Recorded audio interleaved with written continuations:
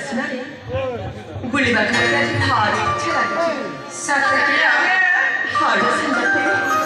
अजून काही नाही जमाल घेता पडली मी दबाने आता जेवढे सोयीची नाही हठात स्वप्न देखील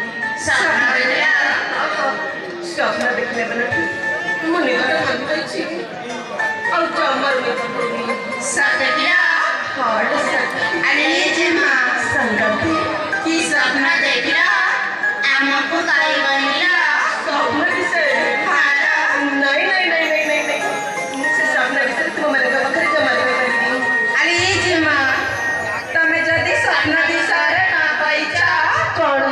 ताहले तुम सहितर कथा है मुनी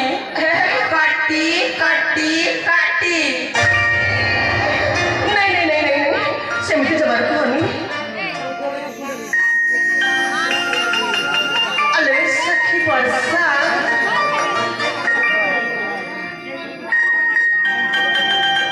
सखी छाना ना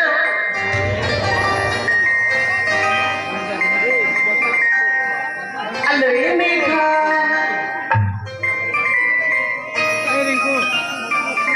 सखी बिजुली